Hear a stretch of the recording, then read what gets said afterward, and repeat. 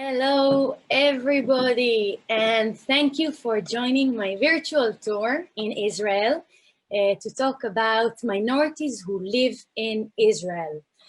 I'm so excited about this tour for two reasons. The first reason is that usually when people come to visit this place, Israel, they don't really give a lot of time because there's so much to see and everybody's kind of busy in seeing their sites. We don't give a lot of time to talk or to visit minorities in Israel. And this is a fascinating subject that if you really want to understand Israel, you should give time to this kind of subject and go and visit places, villages of minorities in Israel. And the second reason that I'm super excited is because I know there's some people in the audience that I saw registered that I think were in my group. So I'm very, very happy and can't wait to see you again. For those of you who don't know me, I'm just gonna give a short introduction so you know who I am. My name is Maya. I'm an Israeli tour guide. I am doing this for 12 years, since 2008, and I'm completely in love in my job, if you could call it a job. I miss being outside and traveling around, but how great it is that we could actually have this tour on Zoom or on Facebook, even in these difficult times. I hope everybody is safe, and we're gonna start the tour. I put the city of Tel Aviv behind me because this is where I live nowadays. Originally, I'm from Jerusalem, but we actually have a very, very special transportation today. We organized, the UJS organized a helicopter for you because today we're not gonna visit one city, we're actually gonna travel all around Israel. We're gonna talk about lots of different groups of minorities. So are you ready to start? Good. Okay, I'm gonna share my screen and I do want to kind of start like every group starts. You're probably waiting for me at the airport. The airport is located next to Tel Aviv, and I'm gonna come to pick you up in a second. I just wanted to show you the map of Israel. So this is a map of Israel. I'm kind of circling it right now. Don't worry, I'll be there in a minute. Maybe you're a little bit tired from the flight. The airport is located next to Tel Aviv, but the truth is that in order to visit the minorities of Israel, we're not going to travel in the big cities because usually the minorities sit outside in the skirts of the main cities, and this is what we're going to do today. Maybe the first question that we need to ask ourselves is who is considered to be a minority in Israel? And the first thing that we think about when we ask this question is usually we think about the little group. So minority is not part of the majority. We have 8 million citizens in Israel. So we assume that the smaller numbers are the minority, but it's not always like that, especially in this region. And I'm showing you this graph that I made that I'm already telling you it's very, very complicated to find exact numbers of population in Israel because every website that you're going to go to, you're gonna see different numbers. So what do we see here? And why am I saying that it's hard to say the word minority? I'm gonna start with the basic. 74 to 80% of the population is Jewish. Okay, so I could say that's the majority, but even in the Jewish population, we have lots of different groups. We have secular, people that are not observant, we have Masorti, we have ultra-Orthodox, Hasidic, Haredi, lots of different groups. So for example, the ultra-Orthodox, the very, very observant Jews are only 10% of the population. So they are a minority, even though they're in the majority group, okay? Complicated to understand. The second group of population, the biggest minority in Israel, are actually the Muslim population. And again, the numbers changed. What I did is I took a few numbers and I did kind of a blend of them. So again, it's not completely accurate, but around 20% of the population is Muslim. But even in the Muslim group, we have different groups. We have Shiites, we have Sunnites in Israel, we have Israeli Arabs, we have Muslims, they do not see themselves as part of Israel. They see themselves as Palestinians. We have Bedouins that we're going to concentrate in today. So again, we're not going to talk about everybody. This is a 1 hour session, más o menos, a little bit more or less. We're going to talk about the Bedouins because they are Muslim, but their culture is Bedouins. We're going to try to understand this specific group. And then we have another minority, and I love this topic, others, okay? Because in others, you have lots of different groups. They're not similar to each other in any way, but they form only 4%, some would say 2% of the population. And in these groups, we have the Druze, we have the Baha'i, we have the Cherkessic, we have Christians, okay? So if these words that I just said, the Druze, Baha'i, Cherkessic, is completely, you don't understand what I'm talking about, this story is for you. This is what we're going to try to do today. We're going to try to figure out who are these people, what are their culture, what is their religion, and how is it is for them to live in Israel. So get on our special VIP helicopter, and we're going to start. We're going to leave the airport, and we're actually going to go to the south of Israel, to the Negev, okay? And the first group that we're going to talk about are called the Bedouins.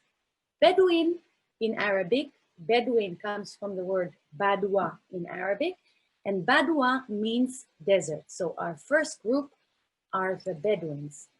I already said that the Bedouins are Muslim, okay? So their religion is Muslim, but their culture, their way of living is not just Muslim, they're Bedouin, and that gives us a lot of kind of, it's really, really fascinating. And actually this group of minorities is the group that most tourists that come to Israel go and visit, and you can see this picture behind me. We are now actually standing in a Bedouin tent, and we're gonna try to learn a little bit more about this group.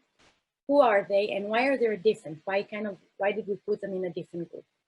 So a little bit about the Bedouins. Bedouin comes from the word Badwa, as we said. Badwa means desert. And that tells us a lot about their culture. The Bedouins, in their tradition, they believe that they go way, way back, all the way to Abraham. And they kept the ways that Abraham lived. He lived in the desert, he lived in a tent. Until today, a very big number of the Bedouins that are spread all around the Middle East, by the way, not only in Israel, still live in tents. All of the empires that controlled this land throughout history, thousands of years, have tried to move them into cities. But one of their desires is to keep their culture and actually not to move into a city, and therefore they still live in tents. A lot of things they try to keep their way of living, like Abraham. For example, there's a biblical story that Abraham was sitting in a tent with his wife, Sarah, and 3 angels came to visit him. And it says in the Bible, also in the Quran, that Abraham stood up and ran to them. He wanted to host them, but he ran to them. And one of the discussions about this story is, why did he run? Why didn't he get up and walk? When I have guests, I just go to the door and I open the door. I don't run to the door. Because the message, and that's the way that the Bedouins live, is that hosting is the most important thing. You have to do everything in your power in order to be the best host. This is almost holy for them. Also, from a geographic point of view, this makes a lot of sense. Bedouins usually live in the desert. That's their name. And when you're in the desert, when you're wandering around the desert and you don't have enough water and you don't have enough food, it's very, very tough. So if you get to a Bedouin village and you see them from far away, the minute that you enter, this community is going to host you for 3 days without asking any questions. They're going to give you food. They're going to give you a place to stay. They're going to give you everything that you need without even asking your name. Why? Because they understand the difficulties of being in the desert. Now, I don't know if you know it, this feeling. I love having guests, but sometimes it's time for the guests to go. And the Bedouins, it's not polite for them to say it's time for you to go. So actually they have a way to give you a hint if you're welcome or if you're not welcome. And you see it on here in the back, you can see a Bedouin guy. So he's dressed very similar to a Muslim with a kafia, with a hat, or the white cloth that is called kafia. And he's kind of wearing this gown that is very, very comfortable and very thin. For the desert, it's very, very good because it covers your skin. And this is actually the healthy way to walk in the desert. When you come, listen to your tour guides and don't wear tank tops, wear long sleeves. But basically, this Bedouin, if you're his guest, he's going to give you tea or coffee. And going back to the hospitality.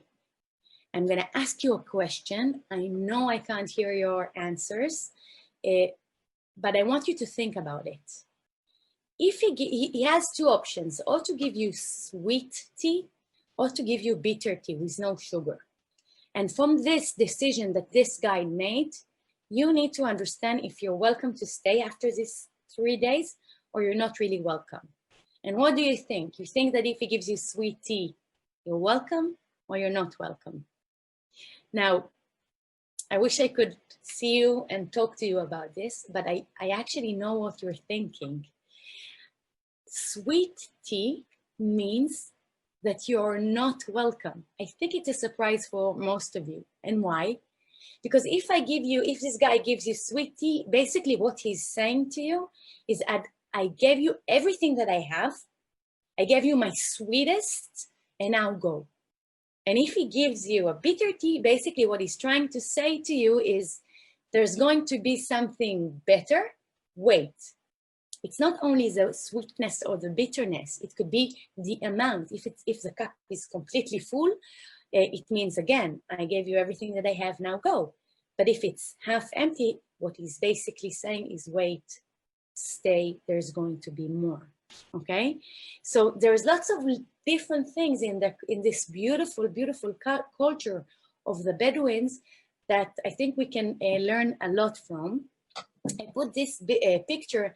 This is from a village for tourists. So the people that are sitting here are tourists that are coming to learn about the Bedouin culture. They're sit and they can ask questions.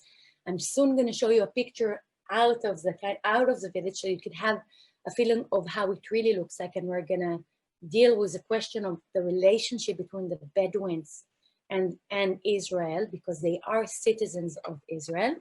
But always when I sit here, and I'm gonna show you a picture of, here, it's me and my Bedouin friends, I always go to visit him. So I'm just gonna cover myself. He tells about the Bedouin culture and I always translate him. And one question that is always asked is, do you go to the army? And he will answer usually yes. Whoever wants to go to the army goes to the army, because we see ourselves as Israelis, and it's a volunteer. Yeah, you can choose to volunteer to the army.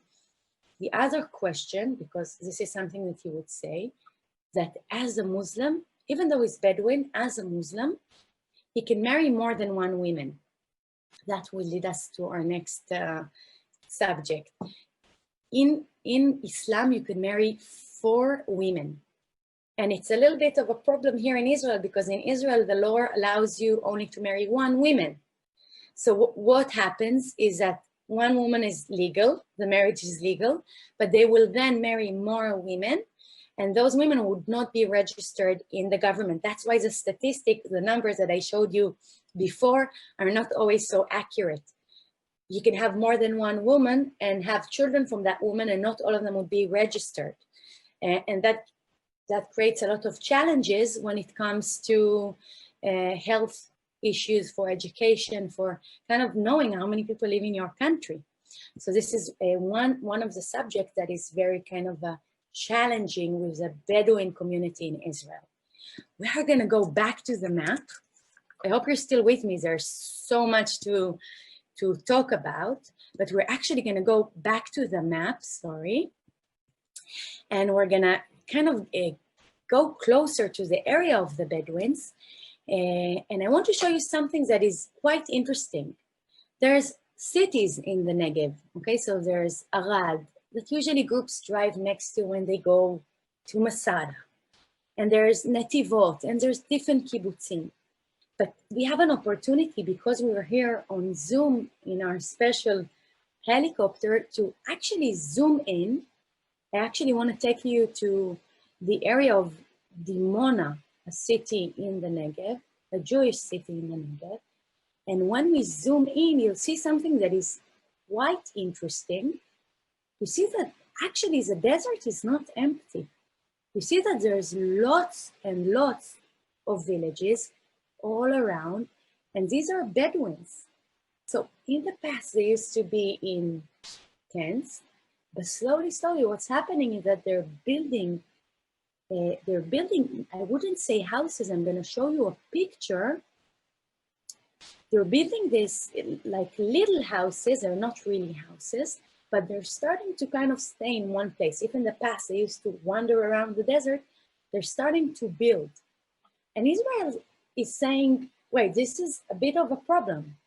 Why? Or a challenge, let's say.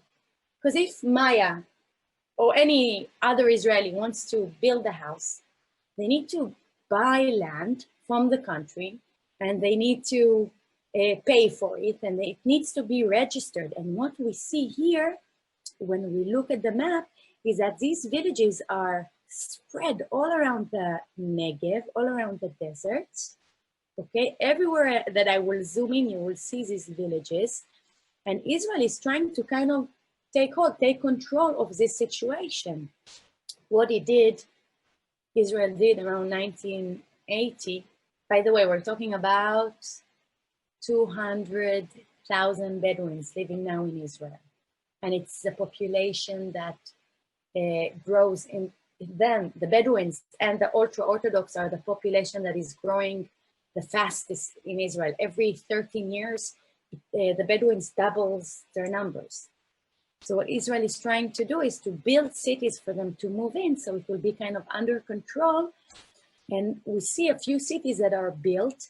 For example, Rahat is the biggest one. We have a few that they offered houses for the Bedouins. They can move there. They can move their families. But the truth is, one thing that Israel did not take in consideration is that the Bedouin, like the guys that you see behind me, live in a very tribal way. Their law is different than the government's. For example, the marriage, like I told you, I can marry one man and I can't do anything else, even if it's my religion. And sometimes the laws of the country and the laws of the Bedouin tradition are different. They live in a tribal way. The head of the tribe is the one that decides for everybody. And what happens when you bring a few different tribes and you put them in one city? It doesn't always work. It's something that Israel didn't think about because they built this city and they said, you're all welcome. And sometimes, unfortunately, we have a lot of crime in these cities. And this is one of the challenges that we have with this group of minorities.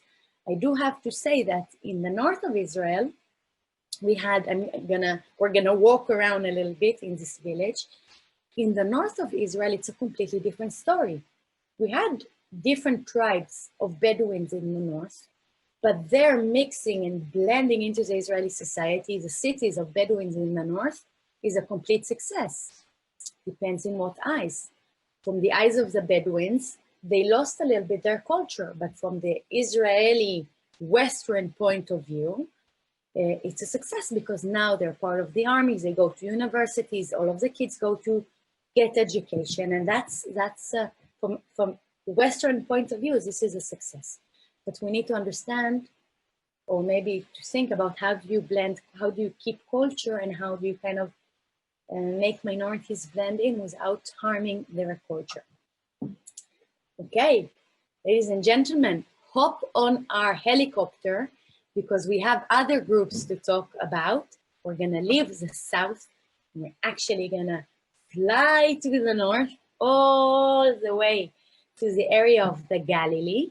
And we're gonna basically travel right now in this area that I'm pointing right now called Carmel Mountain. We're gonna talk about citizens, another group of minorities that lives here, lives in the Galilee, and lives in the Golan Heights that I'm pointing right now.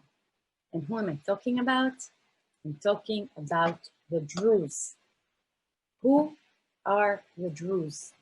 Where did it start from? What are they? Is it a religion? Is it just a culture? Who are they? Where did it start? In order to understand that, we need to go back to our magical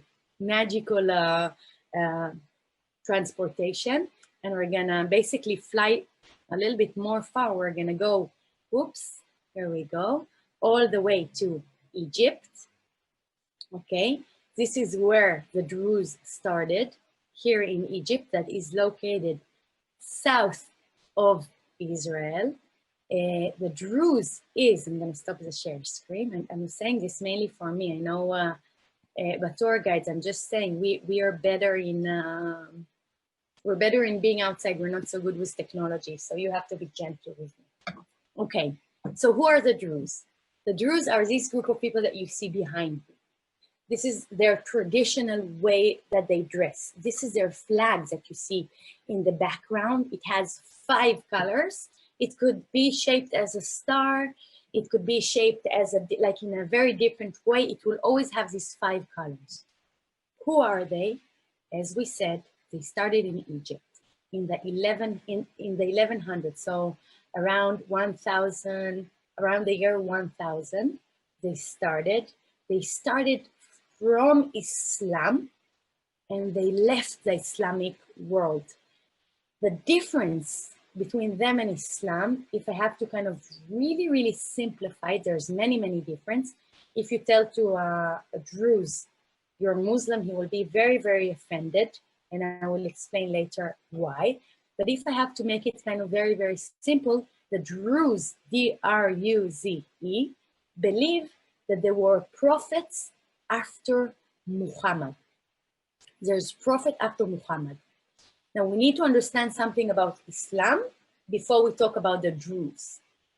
If you are a Muslim and you leave Islam, basically you're the biggest sinner. If I'm Jewish to begin with, okay, I'm not going on the right way in the eyes of Muslims, but it's not the biggest sin. If you're a Muslim and you leave Islam, you're basically, you will be hunted. That's the Muslim Sharia, the Muslim law, the law. And the Druze, the minute that they separated from Islam, they were basically under danger. They wandered around, they left Egypt, and most of them settled in the area of where today Israel is, where Syria is, and Lebanon. If you want to understand their religion, you have to understand the danger of leaving Islam. I'll explain. The religion was open for new believers only for 20 years. So around the year 1047, you don't need to remember the dates, the doors for Druze to be a Druze, this religion, were closed. Ladies and gentlemen, if I want to become Druze, I can't. If you cannot become Druze.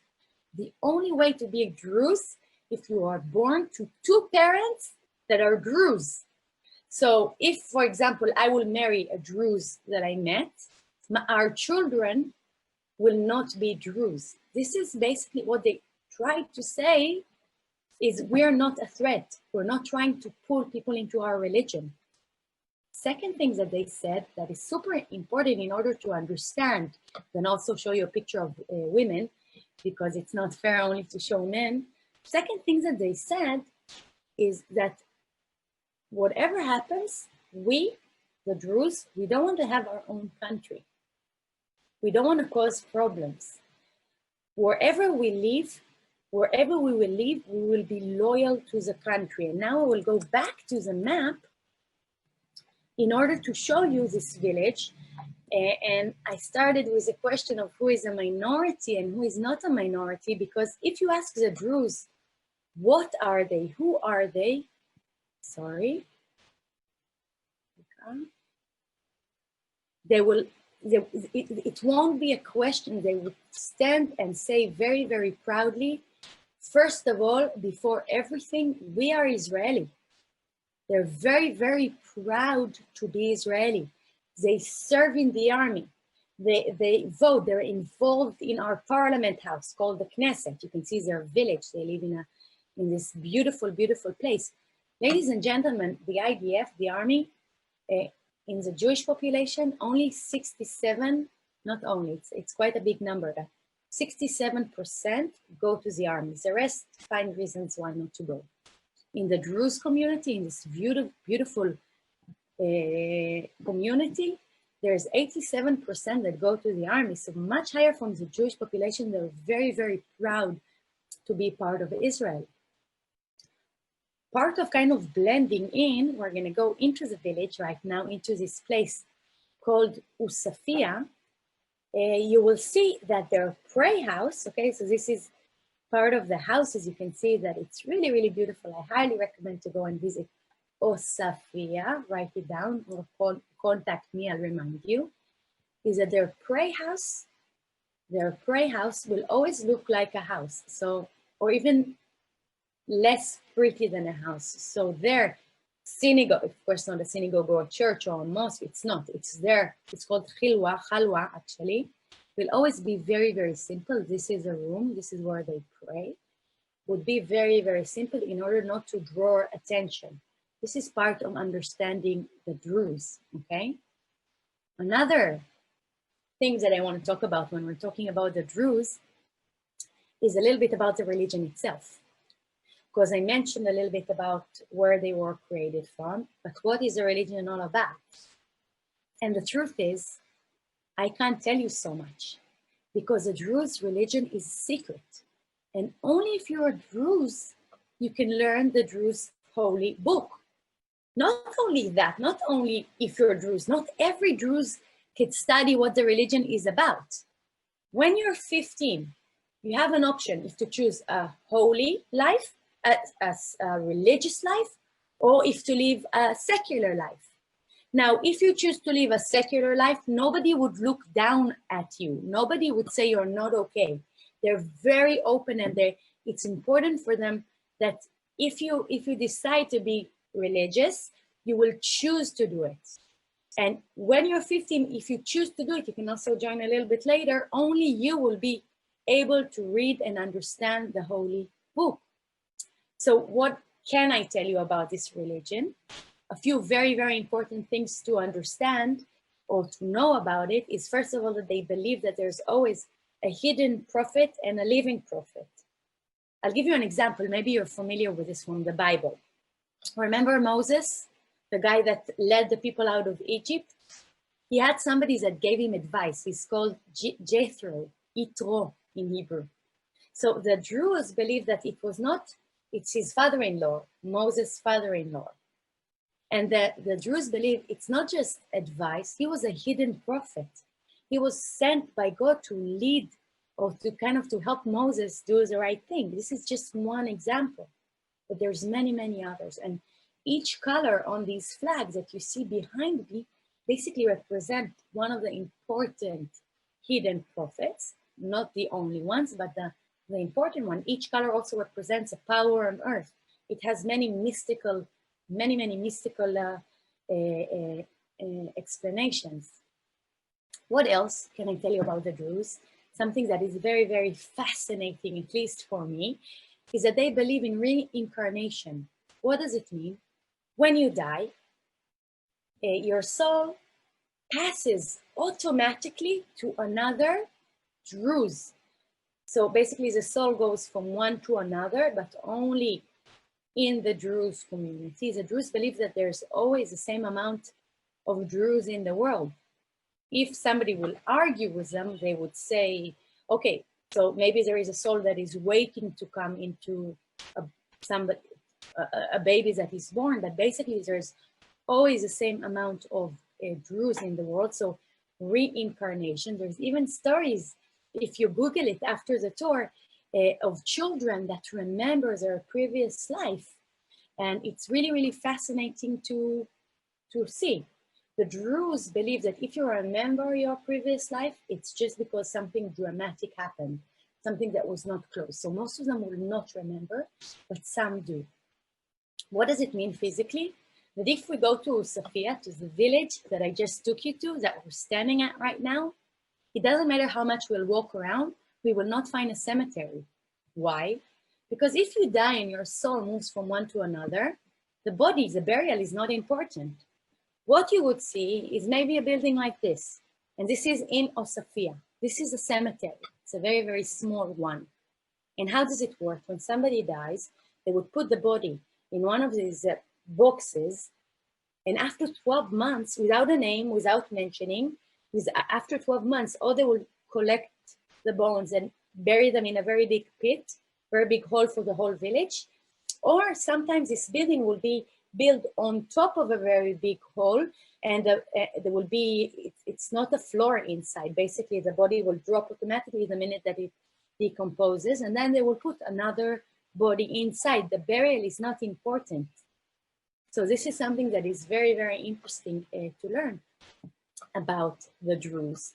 This is our traditional dress. Only if you choose to be religious, okay? So you can see the mustache and the white hat, black gown. Also for the women, only if you choose to be religious. If you're not, you would be dressed like Western, jeans or whatever you want to wear. Again, they don't look down at people that don't choose to be religious. You can marry between religious and not religious, but you are not allowed to marry outside of the Druze community. And we see that it really, really does work. And it's something that it's one of the population that really keeps marriage inside and from choice. So that's something that is very, very interesting to see. Okay, so we know who the Druze are, but I do want to talk a little bit about their connection to Israel and how they see Israel. In order to do that, I'm going to share my screen with you guys again. And we're going to leave Osofia. And we're gonna leave the Carmel Mountain.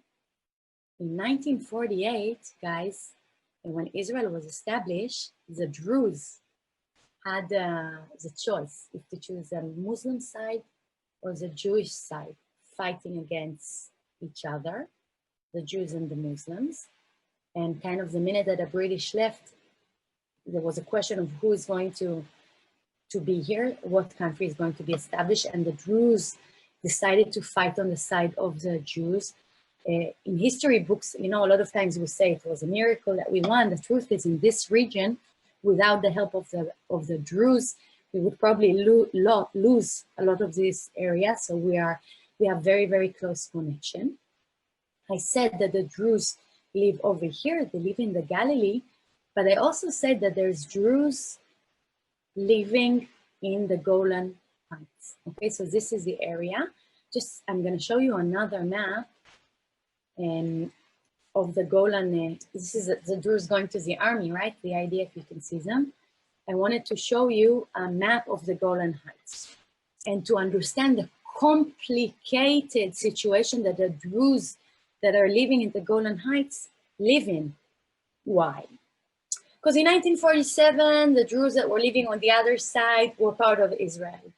But in 1948, when Israel was established, the Golan Heights was not part of Israel, ladies and gentlemen. All of these chunks that you see here on the map was part of Syria. When did this become part of Israel? In another war that we had in 1967. Now the Druze that are living in the Golan Heights are thinking to themselves, wait.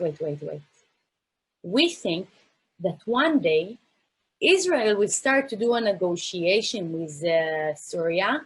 And one of the things that Syria are gonna ask for is for the Golan Heights back. What do? Let's say Israel decides to give back the Golan Heights to Syria. And we are now loyal to Israel because we are loyal to the country that we live in. When we go back to being Syrian citizens, if Israel will give it back, we're going to be in deep trouble because Syria and Israel are not very good friends. And we're kind of stuck in the middle. And what they decided to do, at least the majority of them, is to say to Israel, we're not interested in being citizens of Israel. We will be residents, but we don't want to have Israeli ID. We don't want to vote. We're not part of you. We prefer just to live here, let us live, and that's it. So there's a very, very big difference between the Druze that live on the west side of Israel and on the east side. But time does what time does. Time passes, and Israel did not give back the Golan Heights to Syria. And slowly, slowly, we see that more villages and more people in the Golan, the Druze on the Golan, decide to, yes, to become part of Israel, but it is very, very, very complicated. In the last 10, 11 years, there is a war happening in Syria. There's lots of rebels. I'm not going to go into it now. But the Druze living in Syria, the one that stayed on the Syrian side, are in very, very big trouble because they are not Muslims. And in this period of time, we see that a lot of the Druze villages are coming to the government and saying, you know, we do want to be part of the state. And basically nowadays, majorities are part of Israel. And this is something that is very, very, from a political point of view, very interesting to think about and to see.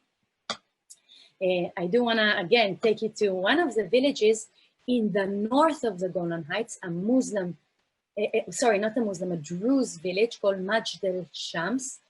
When you come to Israel, make sure you go there. They have the best food. They make delicious cheese called labane, and their olive oils are absolutely amazing. I always go there with my friends to eat, but we're not gonna go to a restaurant because I'm not gonna talk about food too much. I can talk about food forever. I wanna show you Majd el-Shams.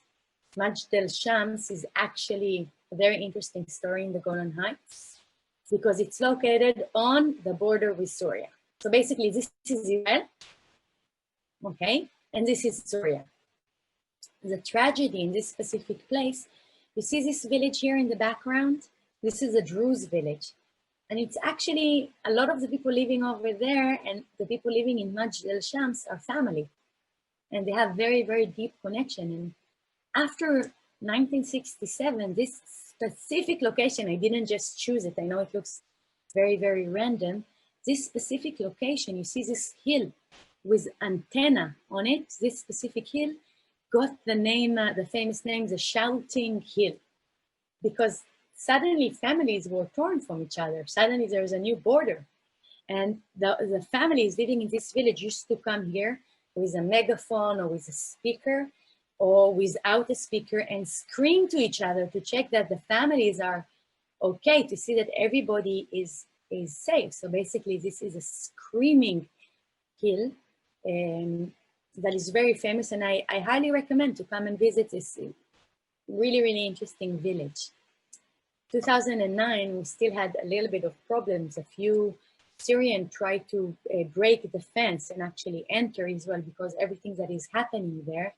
And unfortunately, we had a few riots. This is one example of like the negative side. On the other side, I can say that even with all of the war that is happening in Syria, Israel is still letting some Druze families, at least at the beginning, enter, especially for marriage purposes. Also refugees, but especially for marriage purposes, because it's a very, very small community. They need to kind of marry each other. So that's something that is very, very interesting. But we're not here only to talk about the Druze or the Bedouins. We have other minorities, and I'm gonna ask you again to hop on our magical yellow bus or helicopter or whatever you wanna call it. And the next group that we're gonna talk about are the Baha'is. Now, I know it's a lot, but again, usually you don't have the opportunity to talk about this group. It's only like 5 minutes, so I hope you're enjoying this. I can't see you, so I don't see your expressions. And this time again, we're gonna leave the region. We're gonna leave Israel just for a little bit. Okay, so this is Israel, because in order to understand the Baha'i, we actually need to go all the way to Iran, over here, Iran.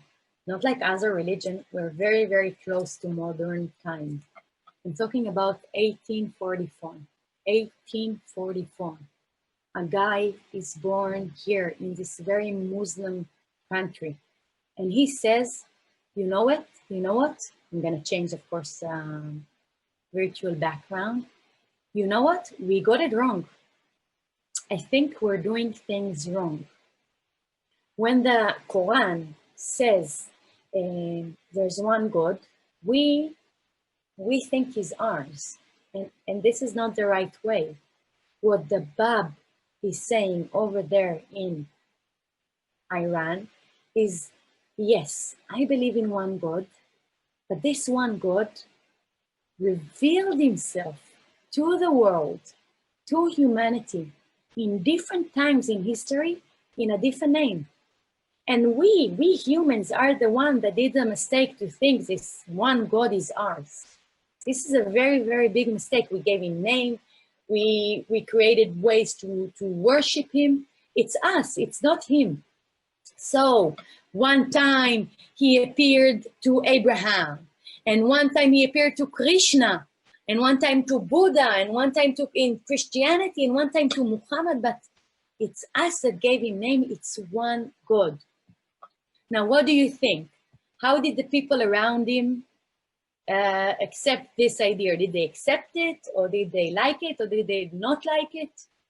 Guys, of course they didn't like this idea. You know what happened to the Bab? Bab, by the way, is door, opening of something new in Arabic. You know what they did to him? They killed him. And after they killed him, I'm sorry to say this is a little bit graphic, but they smashed his bones. But the Bab was not alone. He had students, he had believers, he had people that followed him, followed this idea. And the most important one, his name was, again, very hard to remember, Baha'u'llah. Baha'u'llah. Now, instead of killing all of the students and all of the believers, what they did is they spread them all around the empire, all around, we're talking about the Ottoman Empire. They took him and sent him to this very far away, a place very far from Iran, not close to all of the kind of the center where all of the believers were, a little city with a prison called Akko. If, side note, if you're looking for the best hummus in Israel, don't let anybody tell you something else. It's in Akko, in a place called Said. You have to stand in line for hours, but trust me, it's the best. Back to our story. Baha'u'llah is forced to leave Iran and goes all the way to this city, Akko, that most people don't visit when they come to Israel, even though there's the best hummus over there. And he's put in a prison here in Akko. Now, I do want you to look at the region. It's a very, very small city. And he sits here in Akko. We're actually going to go to where the prison used to be. This is Akko. Basically, it's a port city. He's put in prison. And in prison, he writes a lot about this new religion. Baha'i comes from the word Baha'u'llah, the name of this guy. And he said, remember that the Bab said that somebody will come and develop it? I'm the one. So he writes all of the books, he writes all of the practice, he writes a lot about this religion. This is Akko, a Muslim city. And the Baha'u'llah is sitting here in this prison. It's not a prison anymore, of course. And he has a little window. And from this window, he looks out and he sees Haifa. He sees the Carmel Mountain where the Druze are sitting today. And another very big Jewish city called Haifa. And he's amazed by this range of mountain. Can you see it? This is a view that he sees. He doesn't see Akko. But what he sees in the horizon is this mountain that goes into the water. And he says, I'm sure that this is a holy place. This is a place that everything needs to start from. This needs to be the center of this religion. And he asks his believers, his followers, to bring the smashed bones of the Baha'u'llah and to bury him there and to build beautiful gardens. So we're going to leave Akko, ladies and gentlemen, and we're actually going to go to Haifa and see what the Baha'i did. Okay, so this is the city of Haifa. It's built on the Carmel Mountain, as you can see. And the Baha'i Gardens is one of the most beautiful gardens in Israel. So we're going to go and stand, but I want you to see how big they are. And the center of the Baha'i Garden, the center of the Baha'i Garden is a grave of the Bab. The Baha'u'llah will be buried in Akko, by the way, and then they would build gardens around it. But when you come to Israel, I highly recommend to come here. And this is what we're going to do right now. Together, we're going to go and stand at the top of the gardens. Ladies and gentlemen, beautiful, beautiful view. What are we looking at? First of all, I'm going to say a few more words about the Baha'is.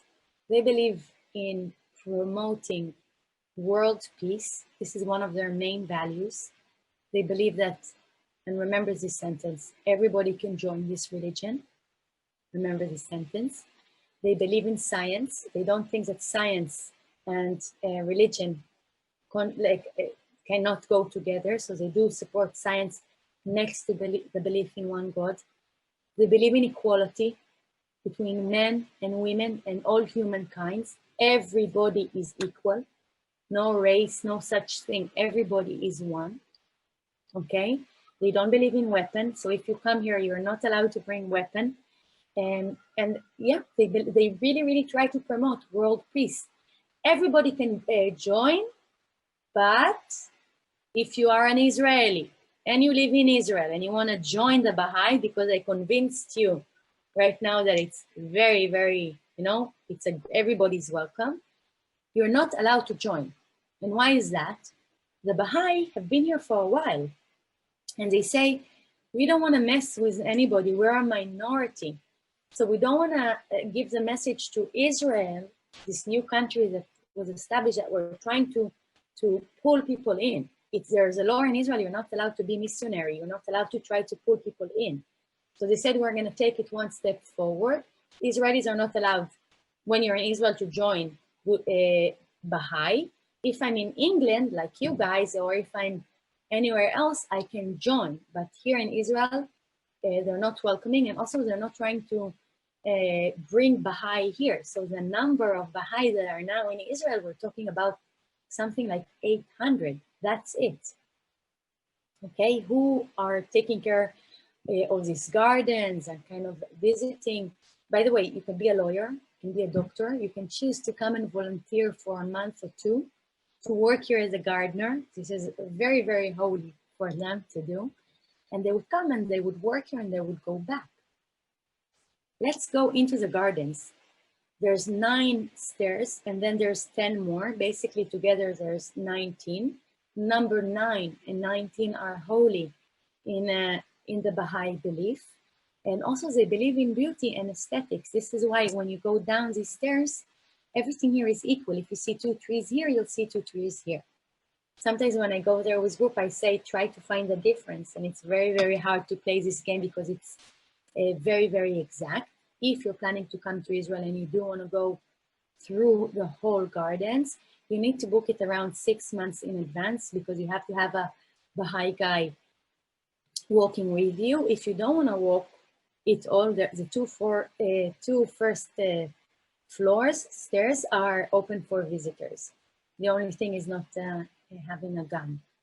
But because we are on a virtual tour, we don't need to book it 6 months in advance. And we could actually go next to the grave. This is where the Bab is buried. I'm reminding you, Baha'u'llah is buried in Akko. Baha'u'llah is more important, more holy. Bab is the one that just kind of gave the message about the Baha'u'llah, but this is where he's buried. And yeah, it is really, really beautiful to see. We're gonna leave the Baha'i gardens, even though they're very, very beautiful. And we're gonna talk about the next minority. Here we go, you can see the gardens again. We're gonna go to the next minority and we're gonna talk about the Cherkessi. Now, this is really, really a small stop because we're talking about 4,000 people. That's it. Who are the Cherkessi? Where are they from? As you noticed on the map, I took us very, very far. This is Israel over here. The Cherkessi is a range of mountain that separates between, is located between the Black Sea and the Caspian Sea. And in one of the Muslim periods around the year 700, when most of this region was Muslim, the Muslims saw the power of this community living in this mountain, and they brought them to Egypt. If you watched Game of Thrones, this is for you. It's a little bit like the Unsullied. What the Muslim population, especially in Egypt, did is they went to that range of mountain. They took the babies, they took the children from them, they paid money for them, and they brought them to this region, and they grew this army of Cherkessi babies or children to be the army that would fight in the name of the Islam. So their religion is Muslim. They converted them to Islam. Okay, they converted them into Islam. So the reason that I choose to talk about them is because they're Muslim, but they're not Arabs. Their language is not Arabic. Their culture is not Arabic, but their religious is Muslim.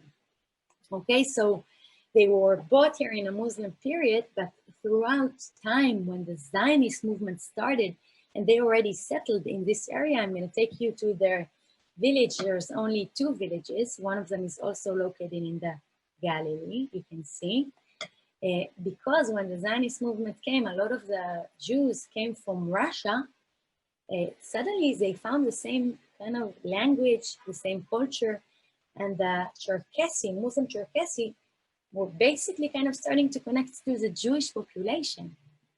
And it's fascinating to see, and not a lot of groups. I don't remember there was a group lately. I go there with friends because I think it's fascinating that there's a village like this in Israel that nobody knows about. It's like a secret place, and these are the Cherkessis. So their religion is Muslim. Okay, their religion is Muslim, but basically they still keep their traditions from their tribes before coming to this region. I'm just going to change my virtual background so you could see the Cherkessi while we're talking. And if you're in Israel, one thing that you should see is their weddings, or maybe I would say a little bit before the weddings. They believe that you need to marry with a person that you love. They dance, they have this beautiful traditional dance. I'm going to show you a little part of it in a second, to show the other person that you like them. It's traditional dance. And until today, I hope you're sitting because this is like super interesting. Until today, let's say I'm a man and I want to marry someone. The way to do it, the way to show the family that you're interested in, everybody know, of course, it's a tradition and it's not like a scary scene. I have to come.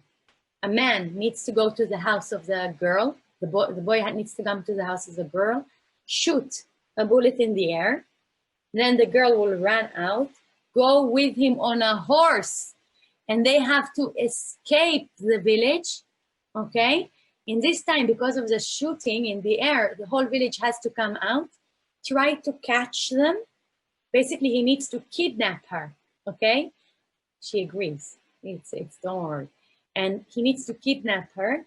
If the village is not able to catch them, they're allowed to get married. So this is one of the traditions that they still do until today, and it's absolutely fascinating and interesting to see. So don't miss it when you come to Israel. Again, a minority that is very special in the world because they're Muslim, but they're not Arab. And sometimes we automatically connect between them two. Okay, so this is a traditional dressing. And I do want to show you a little part of the dancing.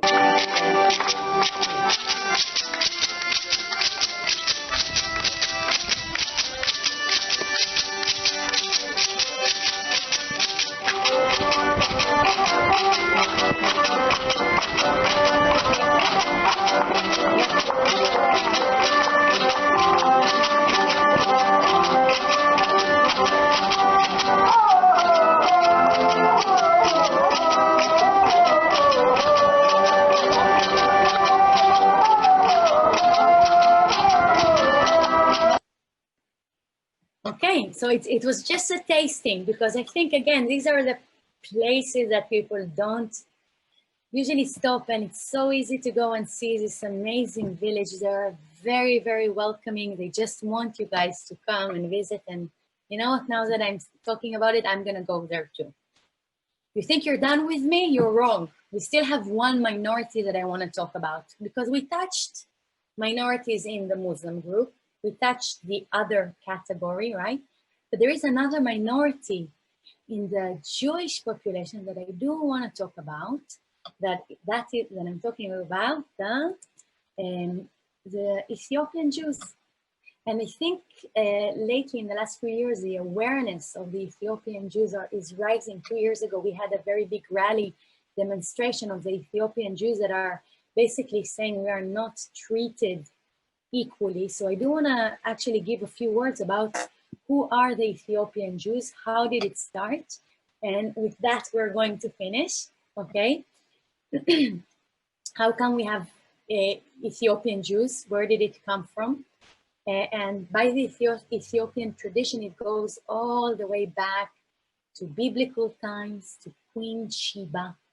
Queen Sheba was from Ethiopia, and she married King Solomon.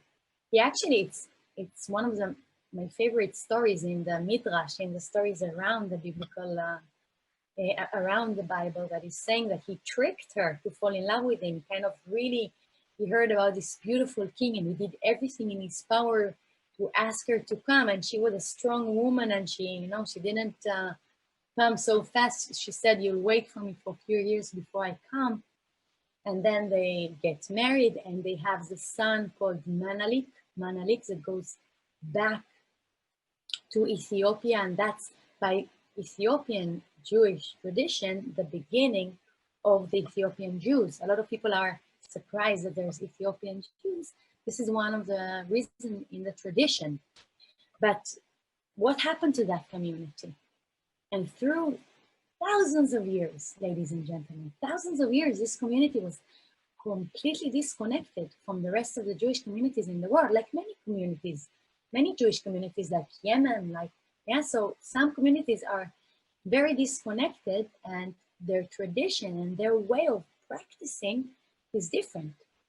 We also need to know that in Ethiopia, there was a very big period of missionary for Christianity. So a lot of the Jewish population converted to Christianity, but that little group of Jews who decided to stay Jews, they're also known as Beta Israel, kept their Judaism, and for many, many years they were under risk.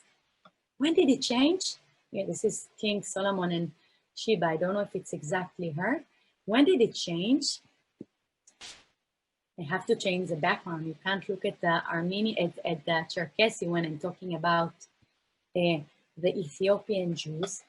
In 1800, these communities started to hear about other Jews living other places around the world they didn't know. They dreamt about Jerusalem, Zion. Okay, if anybody listens to reggae music and you're thinking, how did the word iron, like a lion in Zion, where did it all come from? It's because these people kept the name Zion, the name for Jerusalem, the connection to this place. Okay, of course, later from a Christian side, but this is a region, the Jewish community in Ethiopia, that dreamt about coming back.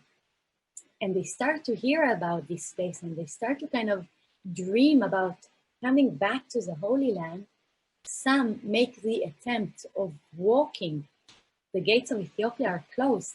Many people die on the way. And it is a very, very tragic piece of information that in 1948, the Zionist movement, the Jewish Federation, the Jewish Agency, sent Weinstein to go to Ethiopia to look at the Jewish community there, to see if there's anything he can do in order to help.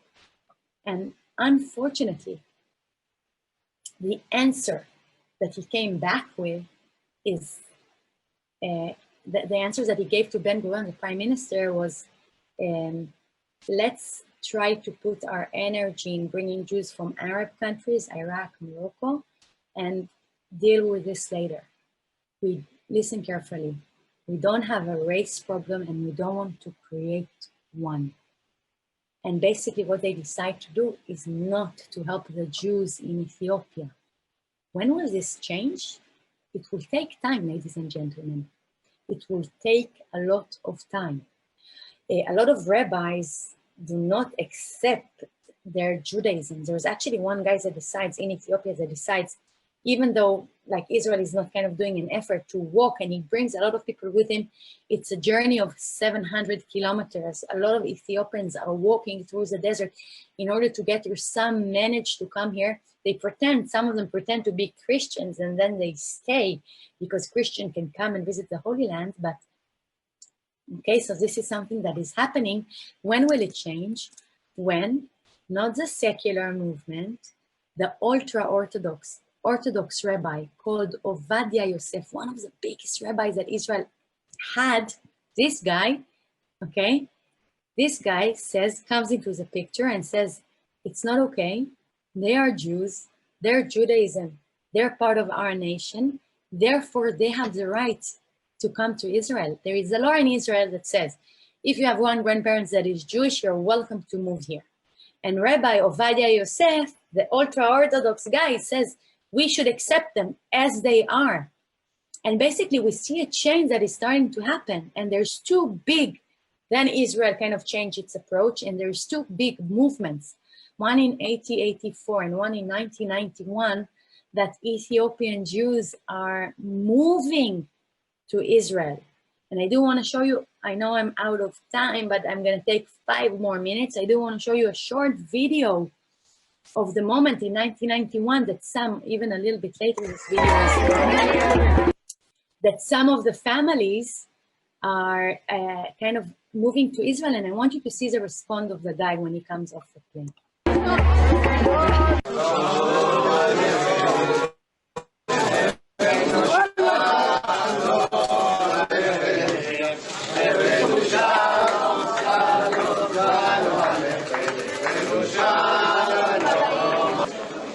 Okay, I'm showing you, it's a very, very short moment, I know. But this is it. This is Ethiopian Jews. And unfortunately, until today, there is a problem. Because at the beginning, when the Ethiopian Jews came to Israel, a lot of people did not accept them all their way. And one of the things from a political point of view that Israel did is to put them in very, very weak cities, and it took a long, long time for them to blend in. The first generation that came here, that are still among us, their Hebrew is not so good. They were not given the opportunity to really, really blend in. Second generation are starting to blend in. I know this could be a little bit funny, but I put a picture of the last winner of Big Brother in Israel, an Ethiopian woman. Her name is Tikva Gidon. And one of her messages, I know Big Brother could be considered a silly program, but one of her messages was the fact that you look at me and you expect me to represent the Ethiopian community is already a problem.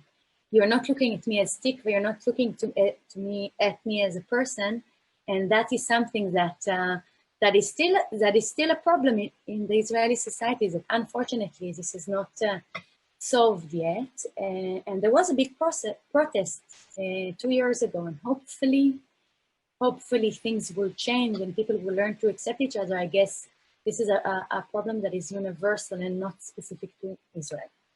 So